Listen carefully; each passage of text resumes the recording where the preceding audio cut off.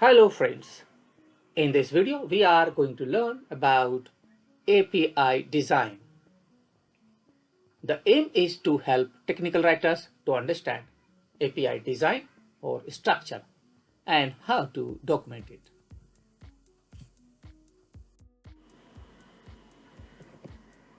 I will use Swagger for showing this API structure. To make an API call, we use HTTP method.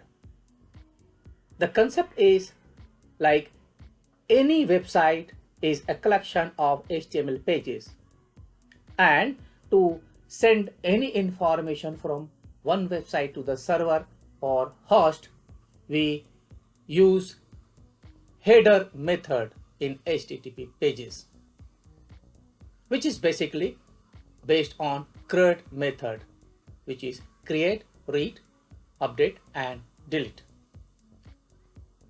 Generally, in API language, we use post, get, put and delete methods. API structure contains hostname, API key and other variables if any. We will also understand request body, response and response codes. These are valuable resources.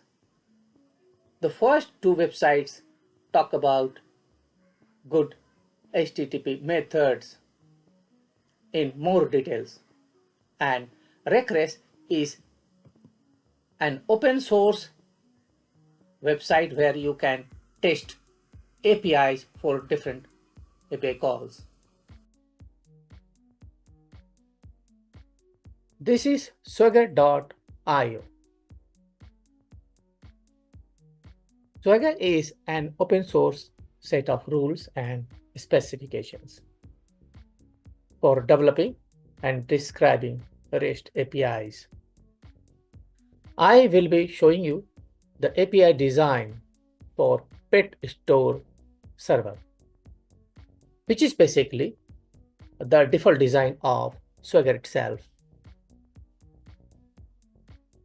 However, if you have your own files, such as YAML files or HTML files, you can import them and use them. You can import your files from this feature, import file. You can also import your API design from import URL. On Swagger, the first thing you will see is server, where your APIs will be stored. And then you can see all these APIs. These are for different purposes. I'm going to show each of these one by one. All these are different APIs for different purposes under pet. These APIs are under store, and these APIs are under user.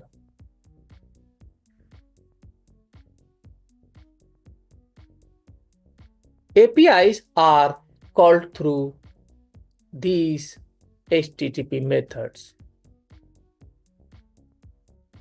These HTTP methods are generally referred to as CRUD method. CRUD method means create, read, update, and delete.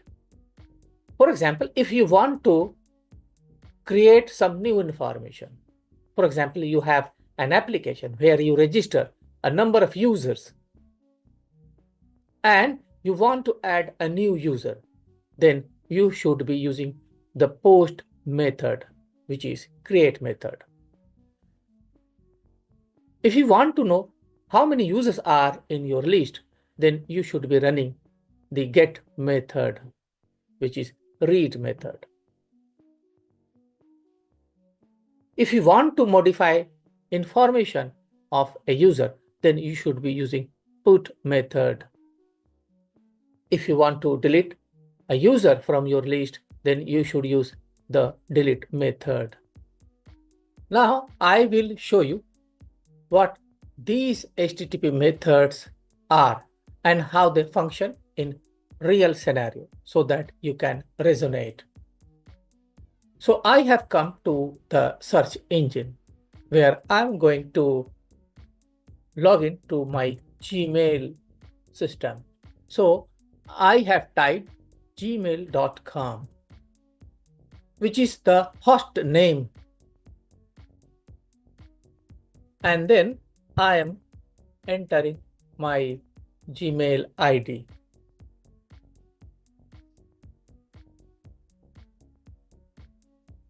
I have logged into my Gmail system and then I'm browsing here and there to different folders.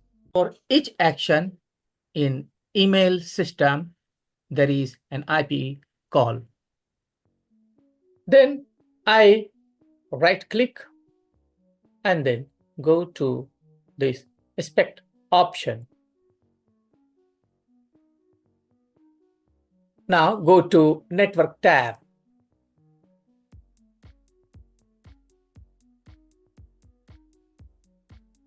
Here you will see how the communication to the Google server is happening. So if I click 1, this will show the URL, which is API. This is HTTP method, which I explained just a little before. And then you can see all other information.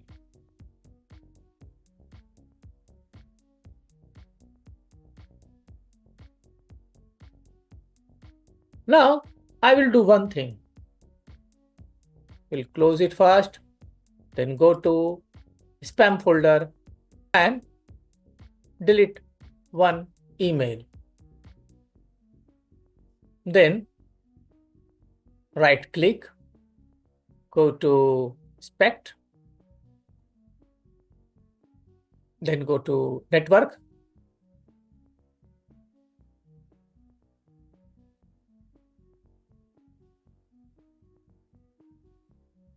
And if you come down,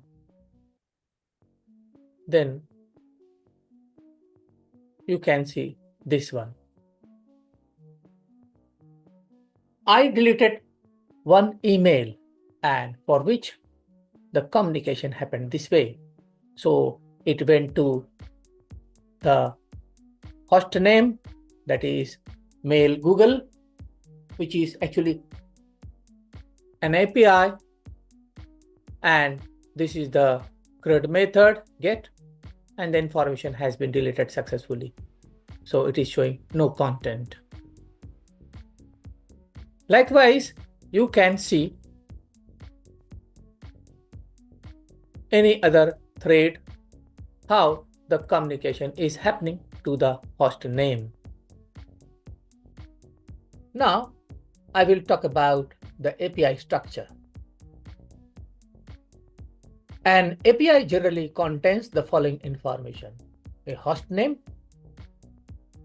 which may be the URL name directly or an IP address instead of website name, followed by API key and then other variables. In this case, the base server is petstore3.swagger.io, followed by API and so on. Likewise, for the specific API for finding information of an existing pet, you can add this variable. And if you want to find a pet by ID, that means you want to get information of a single pet by its user ID. So you have to add one another variable.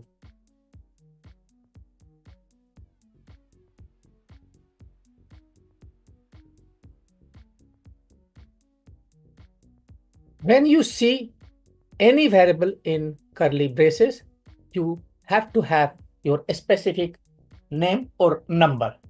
So in this case, you should specify a user name. For example, the user in this case. Based on the API that you call, the information will be fetched. Now I will go to each API type. Put. Modify the information of an existing pet by ID.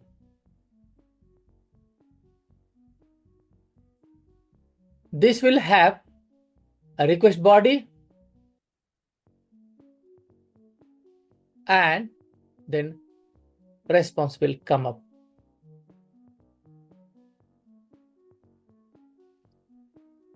In case of post, which means you are going to add a new pet to the store, you need to send one request body with this information. And in response to that, you will get this information. Now, change the use case. You want to find pets by status. Then you will have to run by status. Actually, this request body contains complete information, so some information may occur multiple times.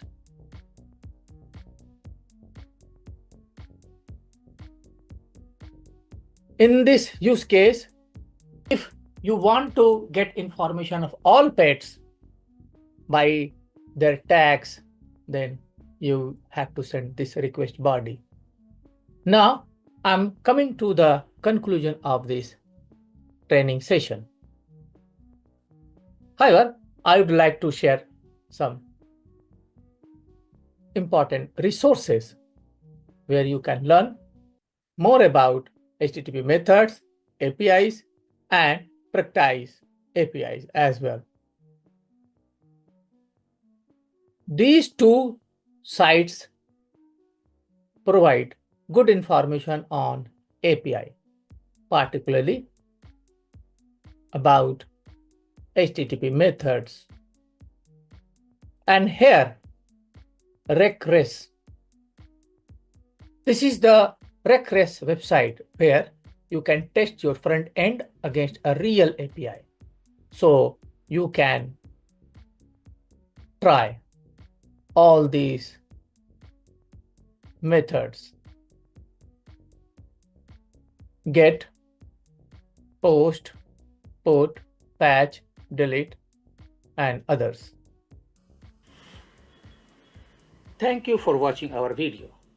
Please subscribe to our channel so you get notification as soon as we release any valuable video.